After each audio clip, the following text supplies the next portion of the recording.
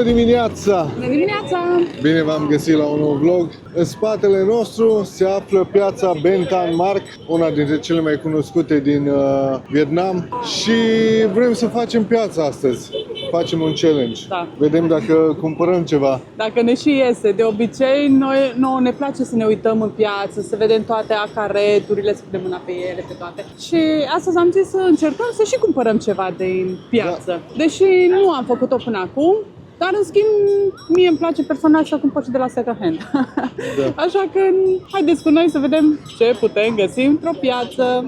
Clădirea pieței este o clădire colonială, este construită din 1912 și terminată în 1914. Dar ce e interesant, pentru că turnul cu ceas care încă funcționează, au rămas intacte de atunci. În piață găsim peste 1400 de standuri.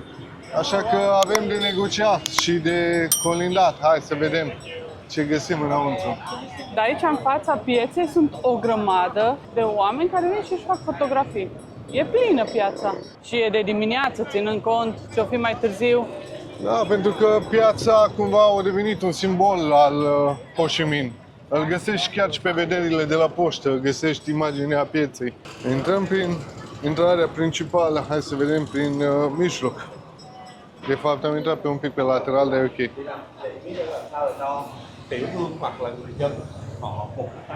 Dar vin cu tururi pe aici. Da, da, se fac tururi. E atracție turistică. Haine, tricouri. Da, se poate spune că e o piață de plină de fake-uri. Dar fake-uri, cum spui în Vietnam, nu prea poți să-i combați, pentru că dacă te uiți pe hainele tale originale, multe sunt făcute în Vietnam. Așa că poți fi la ei acasă. Multe au calitate bună. Ne-am mai plimbat, am pus mâna pe ele. Chiar arată bine acum.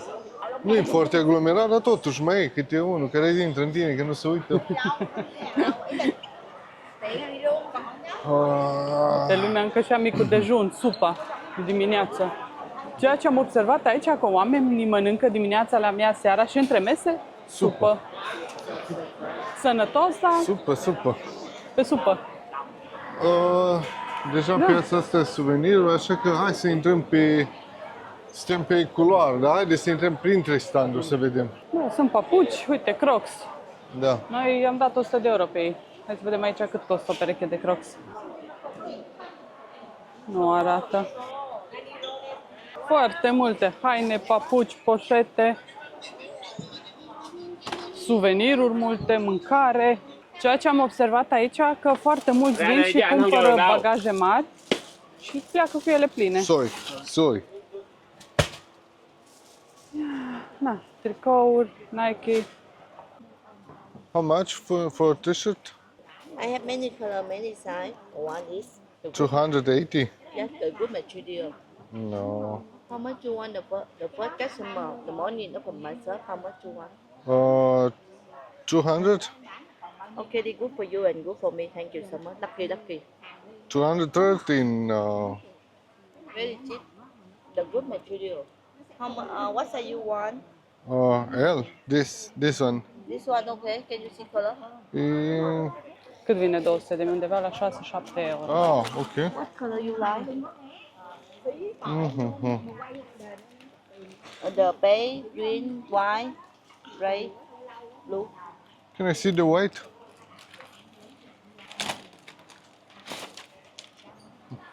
Arată bine. Ia să vedem calitatea. Ce fain Da, e. un material bun pe ele, chiar e bun. Cotton, no? Made in Vietnam. Da. Deci Foarte că e tare. coton, 100%. Da, are calitate foarte faină. Pare la mână, da. Pare că nu e polistiren. Ce fain că nu scrie mare pe ea. Ceea ce mie nu-mi place să se vadă scrisul la mână. 200? No, 200. Ok? Ai negociat și ai Da. dat la... 200 de mii. No two. Just one. Ăștia sunt 200 de mii. De ce fain e? Nu mă așteptam. Da. De fapt, noi am mai pus așa mâna pe Am ele, pus mâna pe dar ele și le simți că au calitate material bună, bun. da. Uite, nu vrei unul de ăsta?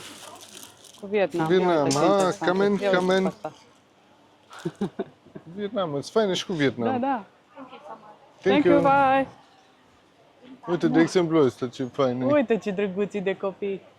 Foarte faine! I love Vietnam! Da, mergem mai departe.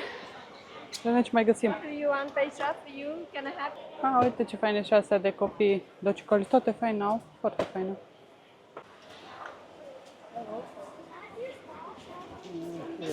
Supă la ordinea zilei. Uite ce faini sunt ochelarii ăștia. Uite, Prada, Gucci, Da. Ray-Ban. Uite, portofel cu Dior. Toate nu au prețuri, doar că se pot negocia. Now like that, alright? Yeah, so this I stuff, have this rain and the moonlight. Uite aici o pungă cu bomboane. Uite, asta cât e? How much? How much is? This one has 150. 150? Yeah, don't. O, 150 de mii. Și aia era jumate și de la aceea. This is Vietnam. Vietnam, yeah. This one Vietnam, this one. Asta e tot 150. How much is This this? one, huh? I said, this for you. This one, Dacă te 150. 100? 100. You buy this one, No, China. this. Vietnam. Vietnam. Yeah, I am Vietnam. And this one more, okay, 100. No, This one big. no. This one big, half kilo. Yeah, this Yeah. one. Oh, No, it's too okay, much. okay. Thank you. Okay, sister, 150, okay. 150? Mai merge. 150? Yeah. Ok. Da. Stai că îmi dă o plasă. Am luat bomboane să le ducem acasă. Eu le-am gustat la un hotel și au fost foarte bune. Okay. So, thank you very much. Thank you. Thank Come you, in. bye. Sorry, Oh, sorry. thank you. Uite că ne-au dat și de probă. Astea se spun că sunt făcute în Vietnam și Da. fără zahăr. Hai să vedem cum sunt. Păi, dar ce lipite îs, că nu le pot desface. Da. Am gustat la primul hotel la care am venit în Hanoi, de aia știm de ele. Că-s bune. Așa arată. Și Spiruțe. pe una din asta a fost 150, undeva la 4 euro. Nu știu, habar n-am. Da. Mm.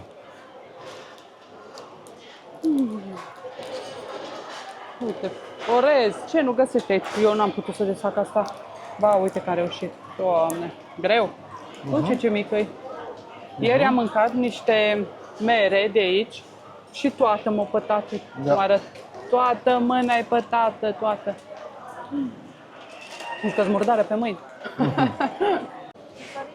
Ce crocsuri, 250.000 de dongi. Dacă îl negociezi undeva la 150.000, cred că îl scoți. Și au și din alea pe ele, vezi? Alea nu Accesorii. cred că ți le dau, dar probabil. Depinde care vrei. Iau și câteva sunt cu prețuri. De exemplu, sandale 300.000. Da, tot negociabil. personne te suit. So sorry, so Sunt și cu desene animate și cu tot ce vrei. Uite, dacă ți dor de un ban mic, Uite, îți iei un sunt tricou bani cu mici, bani mici. puțini. Uite, astea ce faine calitate au. Calitate Faine, bună. Calitate Ia. bună, serios. Păi pe Adidas și mei am dat 170 de Da. euro și scrie Made in Vietnam. Uite, e cumva marginea piesei de jur împrejur. E magazinul ăsta așa și fix prețul. Aici nu Nu se negociază. negociază, da. Dar cum ai putea să nu negociezi când vezi că iese toate ațele astea prin ele? Suvenirul și cu Isus, Maria, icoane cumva. Da, pentru că ei sunt o țară comunistă și nu au o religie anume. Sunt Da. și budiști, și creștini, și fiecare Creștini acolo. sunt de când au fost colonizați. Da. Și uite, astea sunt făcute din orez. Din orez pictat. Ah, da. Ce tare. Da. Foarte fain. 70.000 o broscuță de asta făcută, croșetată. Uite, vrei o supă? Uite O ce... supă. Zici că e adevărată. Sunt foarte faine.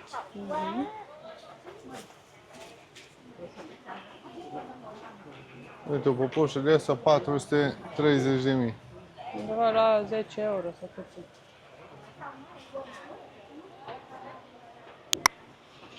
Uite că... Vă spuneam că Benton Market E una dintre cele mai cunoscute, dar nu e singura. Mai sunt câteva sute, dacă ne gândim bine. Ieri am văzut din Greb, am văzut o piață locală, tot la fel.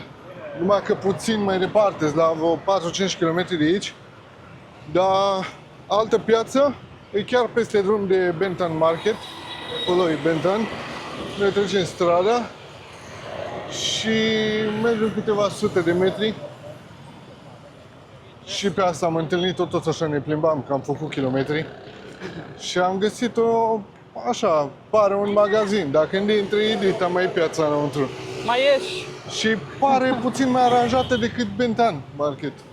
Da, dar ce am observat, că prețurile sunt mult mai mari și oamenii nu negociază așa de mult. Da. Probabil că e și la marginea drumului. Amândouă sunt, de fapt, la marginea drumului. Dar oamenii țineau mai mult la preț, că noi mai ne uitam așa și vedeam că erau mulți turiști care vreau să negocieze. Și nu vroiau, pur și simplu nu vroiau. Da, Saigon Square. Pare că e un magazin, dacă intri, dai de Edita mai piața. Hai să vedem ce găsim și în piața asta. Aici sunt un pic mai aranjate, vezi? Hai. Pare puțin mai aranjată, hainele spuse pe umerașe. Pare un pic loc mai curat, așa, Probabil mai și aerisit. de-aia cer Și bani. aer condiționat aici cumva, în piață nu mai e. Uite ce drăguțe. Sunt haine cu prețurile pe ele. O bluză 180.000, dar poți să mai negociezi și de la prețul ăsta. 180.000, 150.000. Cam așa, asta e foarte faină, 550.000. Are direct preț. 550.000 o rochiță. E frumoasă. Uite și asta. Asta cu top. Asta e 1.950.000. Cu tot cu pantaloni. Da. 1.000.000 vine undeva la 300. 30 de 30 euro. și ceva de euro, da. Uite, cam așa, asta îmi place. Chiar e faină. Asta, da. Și simplă mi-ar fi plăcut iară să văd. Am văzut foarte multe prin oraș pe aici. Da. Și mi-a plăcut foarte tare. Era cumva o uniformă cu fustă închisă sau pantaloni închis și culoarea asta așa albastră mi-a plăcut tare mult. A, uite aici. E foarte faină. Asta e fain. E fain, da. Dar și asta e fain. O geacă și să mă apuc de greb în În Austria. Austria. Nice. Nici nu știu pe care ai intrat și pe care n-ai Da, mai nu mai intrat. știi, pentru că sunt multe stand-uri și aici. Cam peste tot am văzut că sunt și puse prețuri undeva la 150-175.000, dar Se negociază. negociază 200.000, depinde de tricou și ce e pe tricou. Dar da, multă lume. Aici e o piață de street food, dar cumva mai organizată, mai curată pare. Da, Am parcă găsit-o nu în ți timp teamă ce- să mănânci. Am găsit în timp ce căutam muzeul. Chiar arată bine, mi s-a părut că arată decent. Și să vedem cum e mâncarea. Cred că acum deschid și ei. E amiază deja, dar na. Am băut un ceai bun de aici, cu lămâie, fără zahăr. Da. Chiar mi se de hai să luăm unul. Oamenii se pare că acum deschid, gătesc. Curat, îi? Și la preț sunt foarte Prețuri accesibile. bune, putem sta și sus în locuri, dar nu prea e multă lume la ora asta, nu știu de ce. Pe jumate. Normal pe seară, cred că se animează mai mult locul ăsta. Dar e bine de știut că e un loc mai curat dacă vrei să mănânci cumva street food. Dar chiar miroase bine. Uite, aici arată bine tot. Și Arată grillul bine. merge, mama mia, Da. porc. Hai.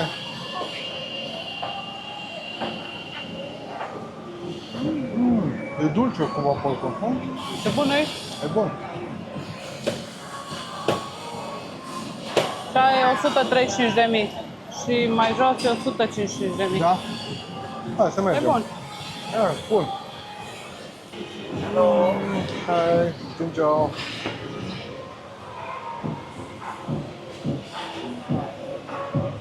Arată bine peste tot. Uite aici, bani mii. Ăsta cred că e cel mai bun sandwich pe care eu l-am mâncat vreodată. Clar. Și aici e și foarte cu bun. Da. Cred că aș mânca un bambi. 65.000. 65.000 grilled beef cu beef. 55.000 cu pește, cu porc. Bami, sausage. Beef? Yes, number 5. You have 3. No, gentlemen. It's 5. 65.000. Dar ce bine miroase? Chiar nu să bine.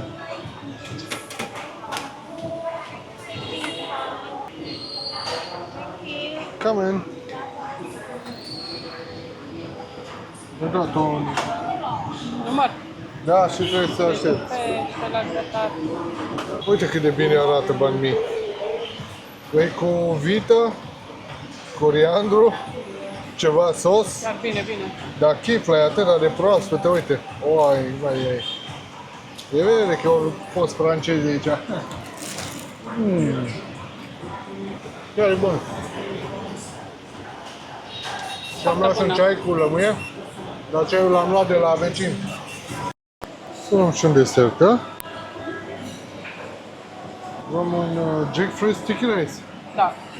Hello, one Thai jackfruit sticky rice, please. No, jackfruit. Jackfruit, one.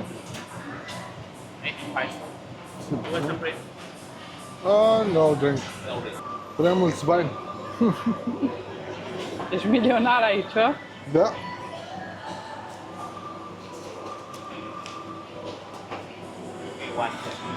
Come in. Thank you. Uite, o supă peste drum, tigăi. Păi Să luăm mult loc? număr, așteptăm. Dar ce fain e făcut așa cu bănci. Da. Nu au scaunele alea mici, că mă omorât cu alea. Da, exact. Te-am Și ca au la și grădiniță. sus aici, văd că au pe scări. Poți să urci... Eu cred că penserate se aglomerează aici dacă s atâtea locuri. Acum aveți închis. E și Da. de dimineață încă. Da, da. Bine că dimineața, e deja 12. Nu prea mâncă lumea la amiază aici. Am mâncat dimineață supă. Da. Astăzi n-am mâncat nici noi mic dejun. Am băut numai o cafea, după care am pornit la cumpărători. Dar foarte multe pare că nu poți cumpăra. Ați văzut câte se repetă multe și da, prețurile sunt cam aceleași. Trebuie să negociezi un pic cu ei.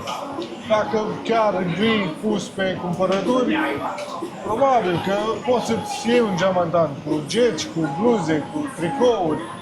Noi n-am venit chiar așa pregătiți pe cumpărături. Am luat tricou așa, am luat atunci costumul pe care l-a luat Ana pe ea pentru că urmați fără tricouri, că am băgat la uscat, născător.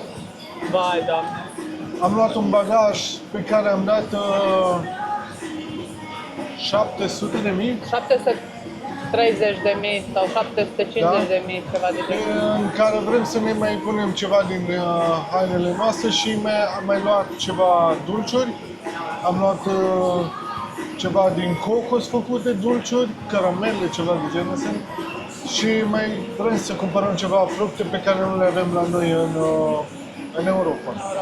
Probabil că le avem, dar nu au gustul ăla, pentru că le găsești acum la supermarket, dar clar nu are gust. Mango cel puțin am gustat, jackfruit, jackfruit?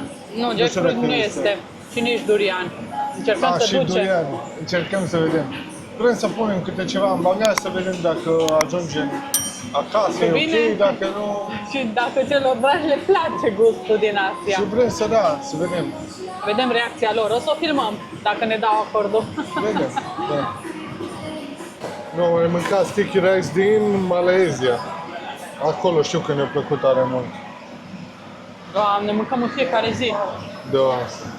Mi-aduc aminte că a fost prima zi în care ai gustat tu durian și am zis, bă, să-mi iau și eu ceva să mănânc. Și am mâncat în fiecare zi. Hai să vedem aici, uai ce caldă e.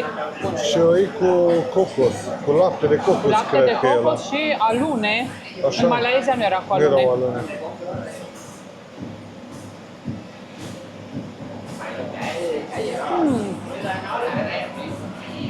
Mai bun în Malaysia. Mie îmi plac și alunele, dar să vedem în combinația asta.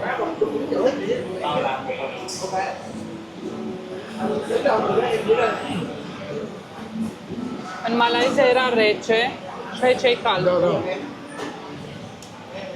Buricel. Și am schimbat destinația, suntem din nou acasă. Acasă, da. După cum ați văzut, am făcut ceva cumpărături, am făcut piața. Da, am vrut să aducem ceva dulce de acolo. A fost un challenge foarte mare, recunoaștem asta, pentru cei de acasă. Și am fost la piață, am făcut piața și am cumpărat. Am cumpărat câteva fructe, pentru că vrem să vedem reacțiile lor și am cumpărat niște fructe de astea exotice pe care nu le găsim sau le găsim, dar probabil nu au gustul ăsta. Același gust, da. Cel mai tare a fost să aducem durian și mangustan. Cu durianul a fost ceva și când am luat bagajul pe care l-am umplut cu fructe, a fost ceva la aeroport. Mirosea foarte tare și L-am luat și am geanta fugit direct mare. de acolo. Era frică nu cumva să ne simtă cineva. Da. Că el mirosea, deoarece mirosea din cauza că noi l-am luat la caserolă. Probabil dacă el era cum e el mare, în coaja lui, Da. probabil nu avea așa mare reacție. Dar noi l-am avut și cum l-am avut cumpărat, era direct în caserolă. O să vi-l arătăm că astăzi l-am mutat afară. Da. Am ajuns aseară cu el, am desfăcut bagajul în casă și puf, bombă!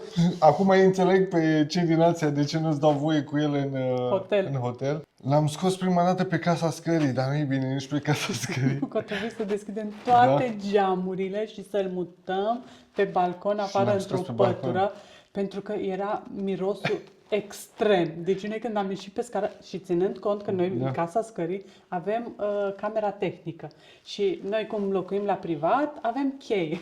Toți locuitorii blocului avem cheie și l-am mutat acolo. Și am zis, nu o să miroase că lăsăm geamul deschis. Dar casa scării azi dimineață mirosea era casa scării, așa că l-am pus pe balcon. balcon. Și așteptăm să vedem ce Reacțiile reacții vor avea. celor Așteptăm dragi. să vină la noi. Dar până atunci hai să vă arătăm ce am adus. Am adus jackfruit. Mini banana. Da. Astea nu mai știu cum le cheamă. O să le... Lombustan. Așa, mango. După aia am adus, asta e un fel de lici, Se cheamă rambutan. rambutan sau Rambutan, da, exact. Rambutan, așa. Și am mai adus durianul și, cum îi zice, mangustan. Suntem pe terasă, pe balcon. Și l-am pus cumva într-o pătură să țină cât de cât. Da, Miroase dezastru. Extrem. Nu recomandăm să faceți asta, nu vă recomandăm. Dacă îl aduceți cumva în Europa, aduceți-l în... Poate în coajă, În cum vine coaja el lor. direct, nu știu. Și Da. am mai adus mangustin. Mangustin, da, sau ceva. mangustan. Și Și e la astea fel de miroase. toare. Și Au un nici- miros, uai. Asia nu avem voie cu ele în hotel. Nici cu ele, da. Da, Ele pentru și că durianul miros. sunt bombă. Aici le punem, aici le împachetăm iar în pătură până vin cei dragi, că e pericol. Și aici se face degustarea pe terasă Pe la noi. balcon, afară. Hai să vedem ce va fi. Puh, ce frigâi. Foarte Mai bine în Asia.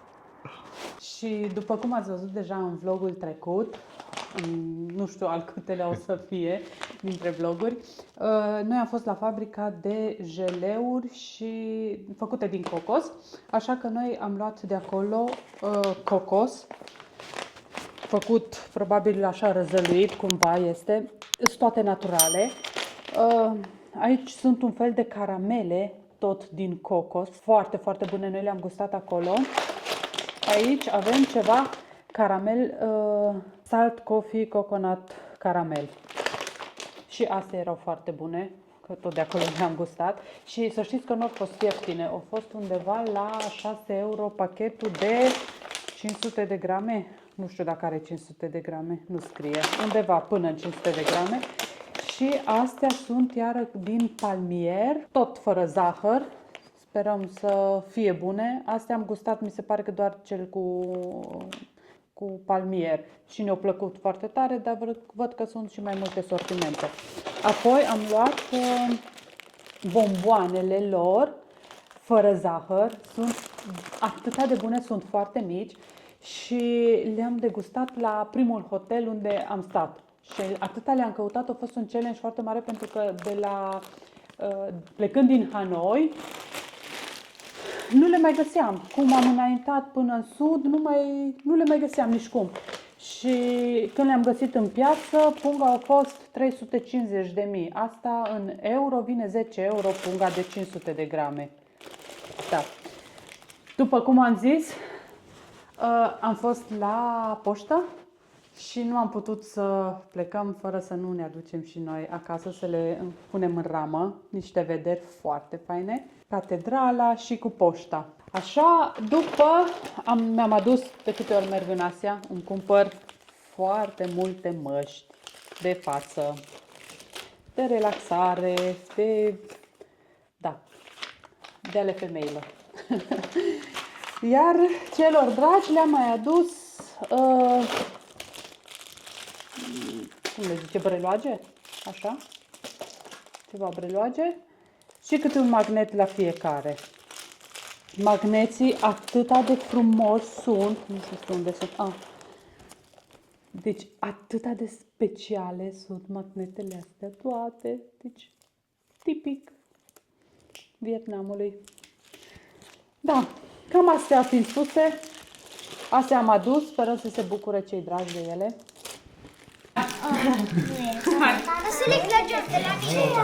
Uite, astea sunt magnetele fiecare. Uite, ăsta pentru mami. Dankeschön! Ăsta pentru mami, de la mami. Ăsta de la mami.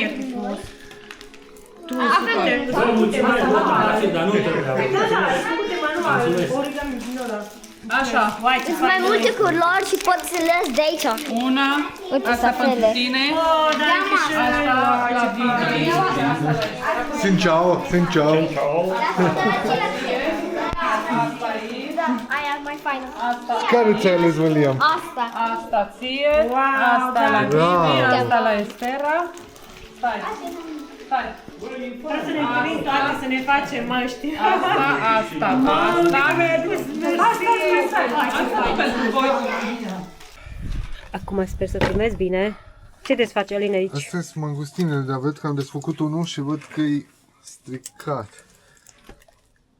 Dar ia, zi Elu, cum miroase durianul? Ha? Mai bine nu zic. Mai bine nu zic. Mai bine lăsăm să gustăm. Eu zic că da, e Are miros mai special. Să nu îl miroși din prima, să rămâi cu mirosul ăla, mai bine să-l guși, da? Hai să deschidem prima dată un pic de mangustin și vedem cum e. Cumva miroase a fruct, dar cumva stricat. Mai stricat. A fruct, dar mai stricat așa. Măcar stăm aici la aer curat, frumos, proaspăt. Așa, chiar e frumos. Nu, mai bine nu desfaci în casă, că decât să ai după aia scandal. Nu mai dorm! Am pățit-o și l-am lăsat pe scară. Nu mai dormi în casă. Săracii vecini, Băgă și degetul nu știu ăsta. ce miroasă. Păi eu zic că poate așa trebuie să arate, nu? Nu, trebuie să fie un alb așa curat la ele. Uite, ca un mucegai, vezi? Da. Poate Nu, am pe... zis, e stricat. Poate... Vezi? Mangustine stricate, un mai alb că ăsta trebuia să fie. Ia una care are verde, uite cum e aia cu verde pe el, știi? Nu. Băi, Eu bine cred că n-ai că- avut probleme la vamă. Exact, chiar că... Cum era Uite, să... vezi, asta Cum e era, mai da, curată uite. Asta. Eu știu fructul ăsta, mă. L-am mai văzut pe Nu, internet. ia el și gustă să vedem ce zici. Ăsta? Da. Luați și Vezi că mâncați. are, mi se pare, cred că o Și ăsta sâmbure. miroase și are gust urât, sau? Nu, gust nu, Da? are gust bun. E bun, zici că e persică. E, Nu? da. Zici că e persică. Eu iau cu... Nu, ăsta e bun, merge. E bun, mă. E bun, așa? Chiar e. E mișto la gust.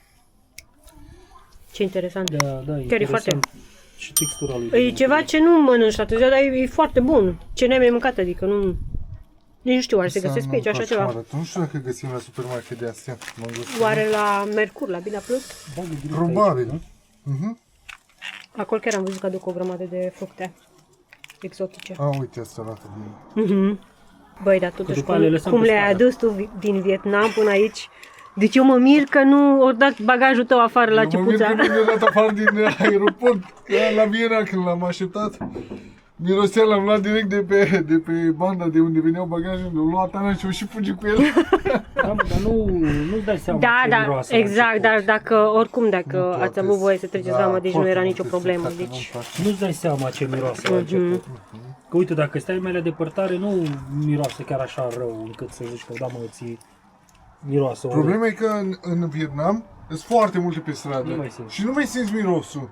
Da, Și aici, exact. Când deja au rămas numai el, l-am simțit tare. eu cred că așa miroase acolo, știi? Și nu mă mai dai seama din miros. Nu miroase.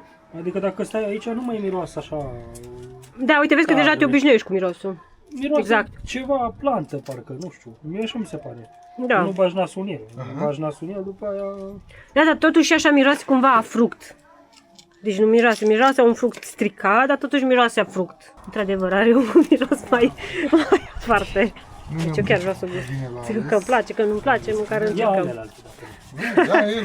Ia și bagă durian. Haide! Păi nu îl desfaci și duci în casă. Păi nu în casă!